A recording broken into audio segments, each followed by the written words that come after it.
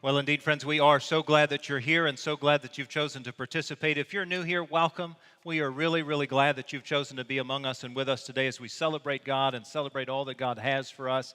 If you are new here and you haven't stopped by the New Here desk, I sure want to encourage you to do so. You'll meet a great friend and learn a little bit more about the church and get a great gift, and we just hope you'll stop by there and have that opportunity. We always, of course, welcome our online folks. We're grateful for your presence and glad that you're here today and joining us online. If you guys haven't signed in, we sure want to encourage you to use your Fast Pass to do that. If you don't have a Fast Pass, there's cards right out throughout the sanctuary that just say, tell us you're here.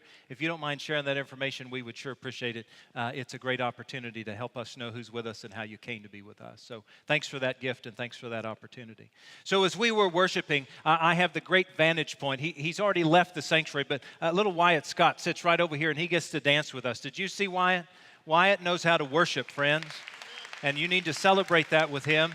Next time you see little Wyatt, be sure to celebrate that with him and celebrate that with Mom too, because every once in a while Mom's a little nervous about all that, right? So be sure to celebrate with her and celebrate with little Wyatt, because it's fun to just cut loose with God, right? It's fun to celebrate who God is and all that God's doing in our hearts and lives, and sometimes we just need to kind of cut loose like kids, right?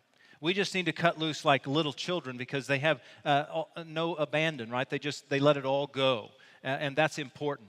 I learned a powerful lesson from a young child years and years ago. In fact, golly, it's probably been about 30 years ago. Her name was Kathy. And I encountered Kathy at the Appalachia Service Project. I'm so pleased that our young people, our students, learned to re-engage with Appalachia Service Project a couple of years ago. We're going to do it this coming year as well. And I've been to ASP 13 times. It has a real big place right here in my heart. And my family looks forward to going next year as we participate in that. But some 30 years ago when I was there, having already been a few times, I learned a lesson from this little girl named Kathy. She's about 6 years old. And part of the rendering that goes on at ASP is, it's a home repair ministry. It helps to make homes warmer and drier and safer for folks who live in a very depressed part of the country in eastern Tennessee and Kentucky and western Virginia and West Virginia. And it's a powerful and profound event when you see these families and you go in and you try to help them out and you live with them and you live among them and you work with them. And this one particular year was no different except for my encounter with little Kathy. Part of the ritual with ASP is not only every day do you go to home and you work with the family to help make their home warmer, safer, and drier, but you prepare your lunch before you go. And when you prepare your lunch, usually you have one of two big options. You get to prepare peanut butter and jelly sandwiches, or you get to prepare bologna and cheese sandwiches. And I always prefer meat, so I put bologna and cheese on my sandwich, even though I know that the bologna is all the scraps of meat on the floor that they've picked up and mashed together, right?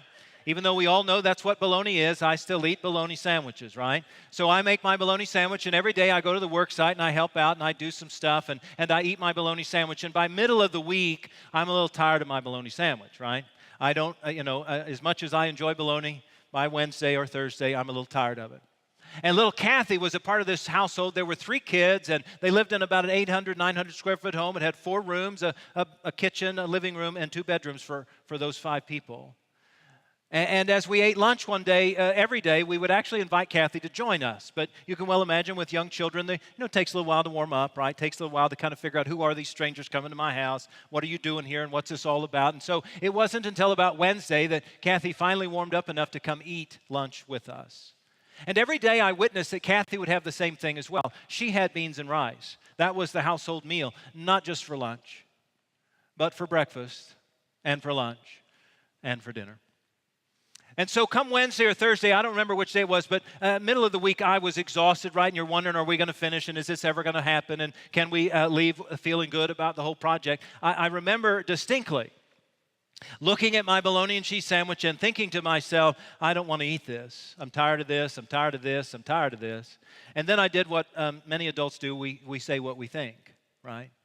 And I said out loud, golly, I'm tired of bologna and cheese. I wish I didn't have this bologna and cheese. And little Kathy had joined us for lunch that day. It was her first day to have lunch with us. And little Kathy looked at me with all the innocence of a 6-year-old girl.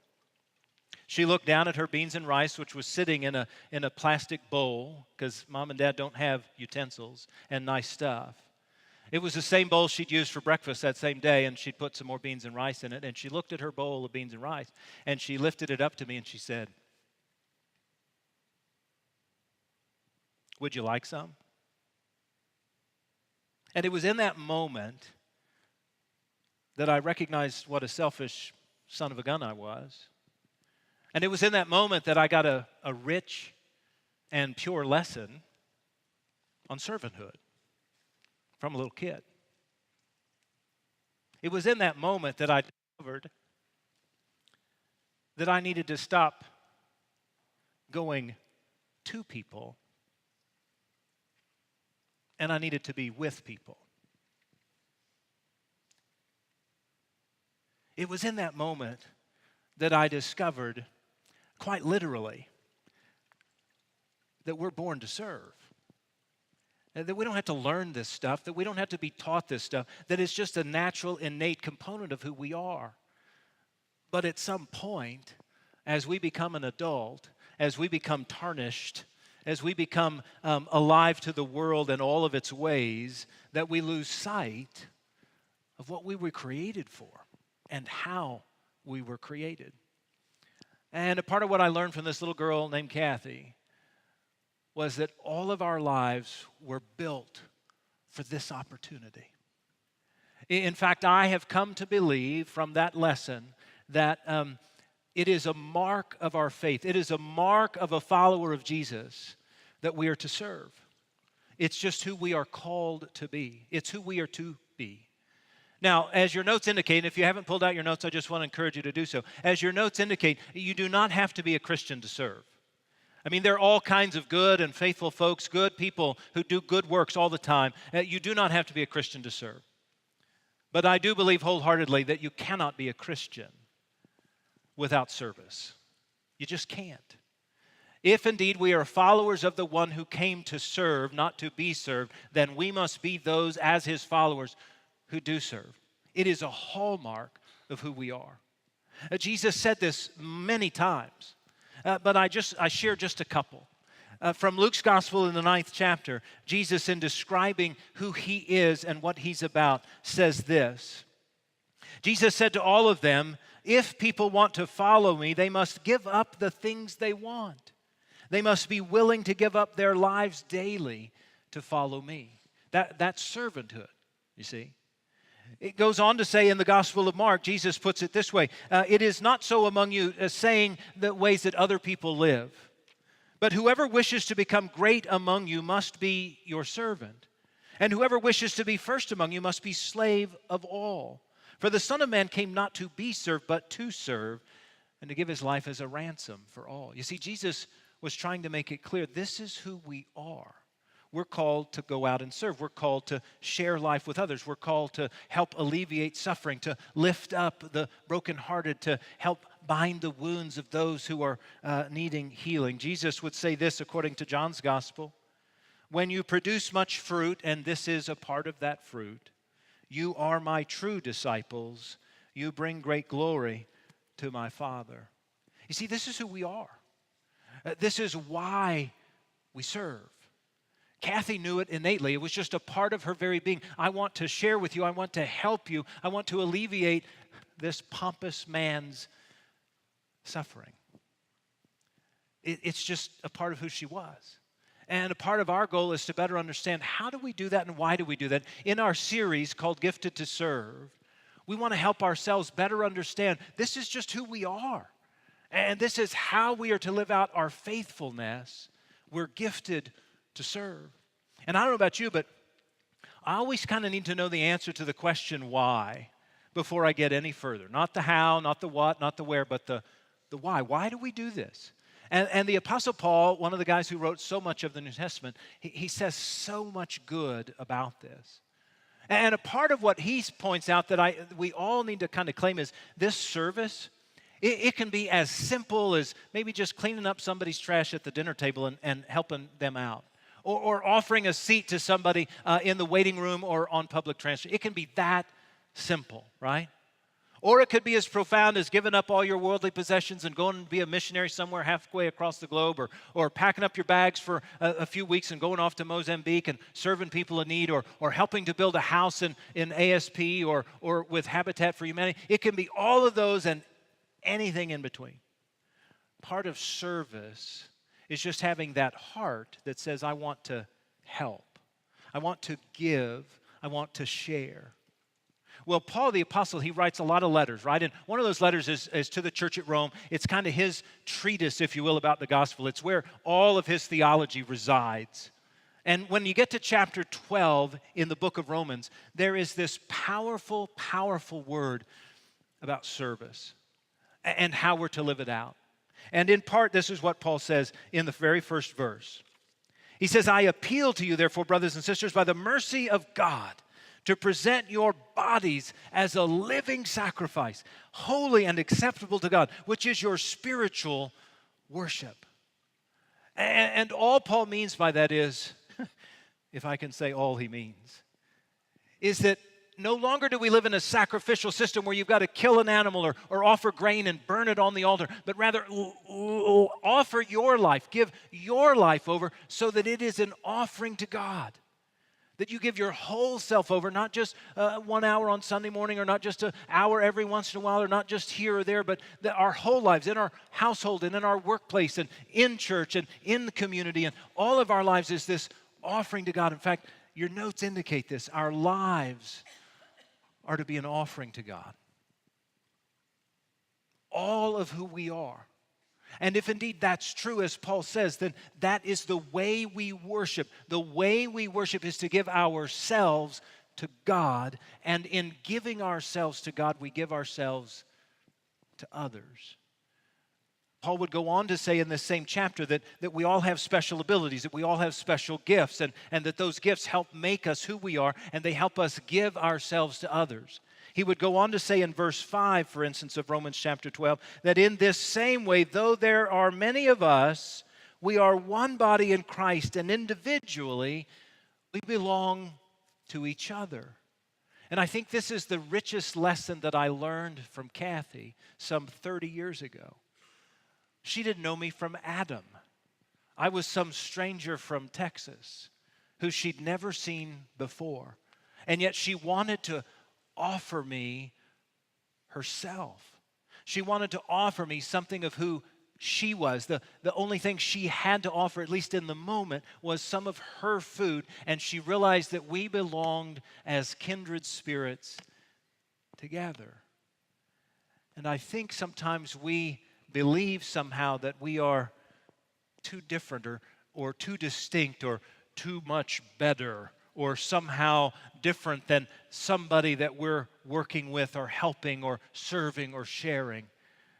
And Paul just wants to say, no, you're not. No, we're not. We're together. We belong together and we need each other. In fact, part of what we believe about service is that we belong to each other, that we are not our own. And if we're not our own, then this life is not ours, and it is not all about us, but rather it is for God's kingdom and God's service for others. This is why we serve. We were created this way. We were created to do God's good work. We were created in response to God's grace to give life away, to offer hope to a hurting world, to share the power of the good news of the gospel of Jesus. And Paul would go on to say, kind of, this is how this works. So now you know why you were created for this. You were created for this purpose, and this is what it begins to look like. This is what he goes on to say beginning in verse 9 of chapter 12. And I just call it Paul's pithy wisdom. It's just these catchphrases or these bits and pieces of how this ought to work. And it's rich, y'all. It's rich. He says this in verse 9. Let love be genuine. Hate what is evil. Hold fast to what is good. Love one another with mutual affection. Outdo one another in showing honor.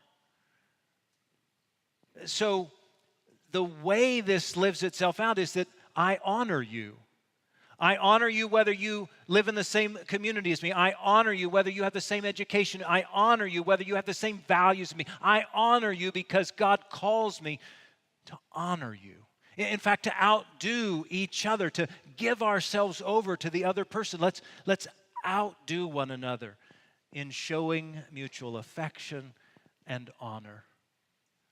And that's kind of like what Jesus meant when he said, love your neighbor as yourself, right? I mean, that's what that means.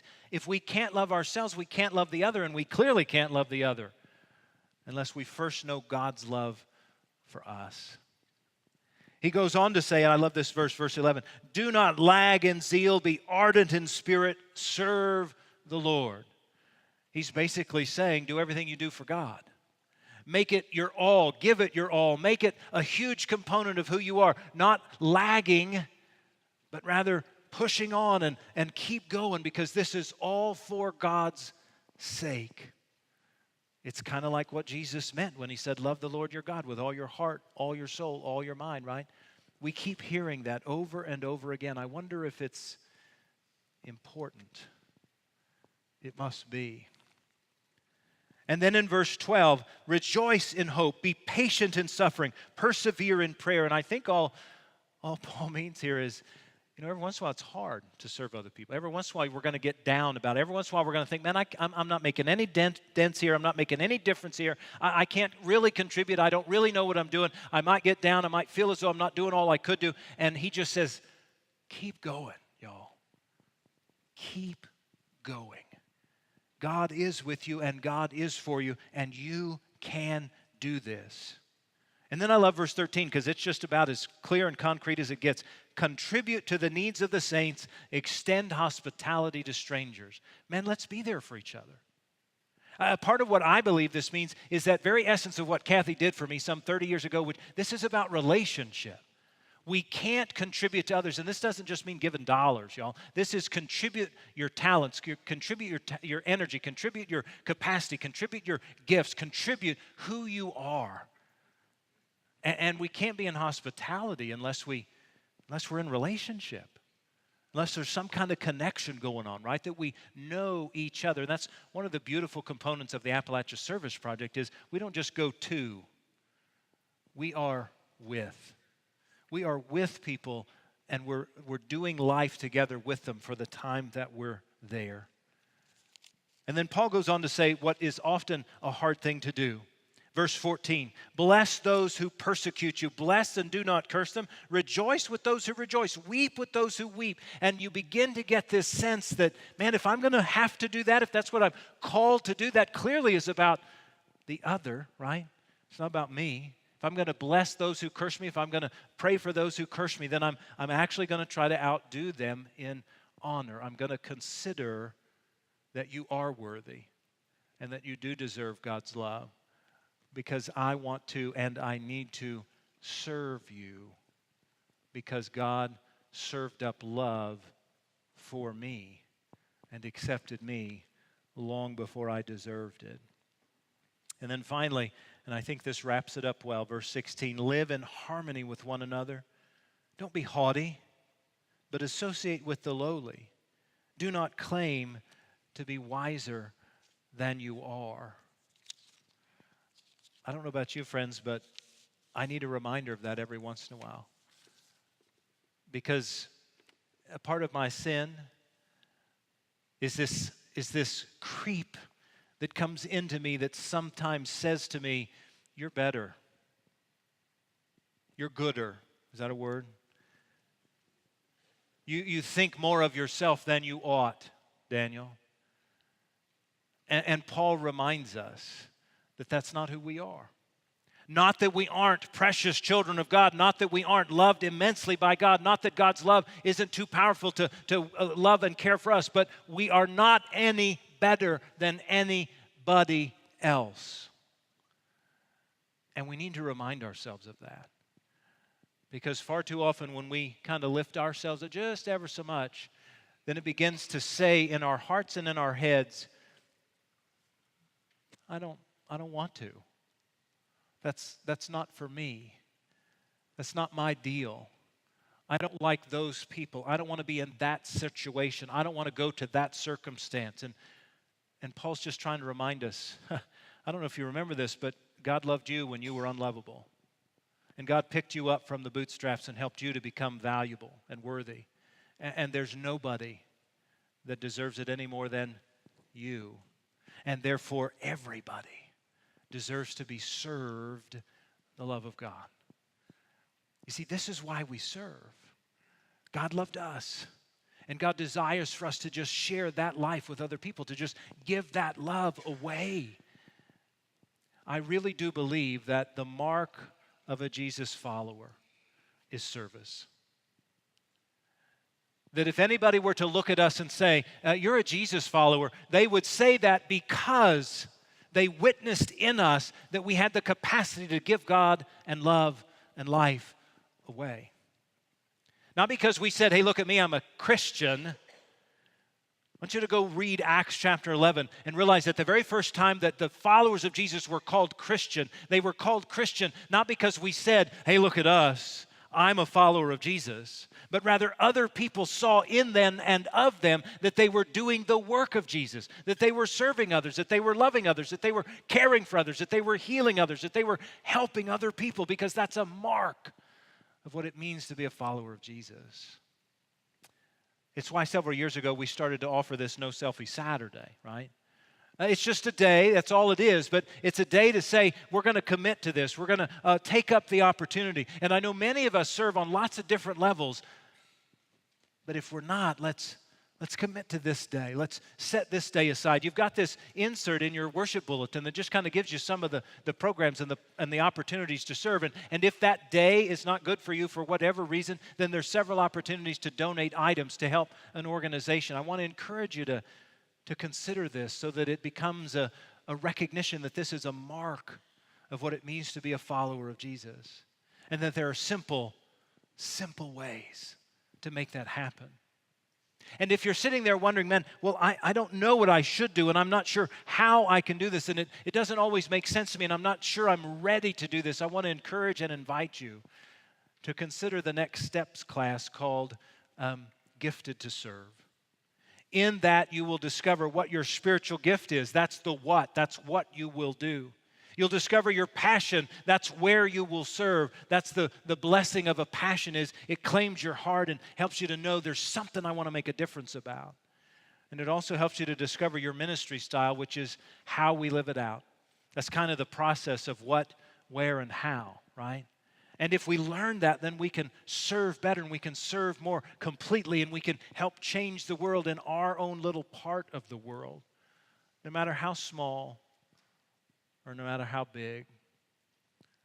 You know, I was fortunate 30 years ago to have a little 6-year-old girl named Kathy teach me a profound lesson. You, Daniel, were created to serve. You don't have to go to seminary to learn that. You don't have to have a professor tell you that. You don't have to have a preacher confirm that.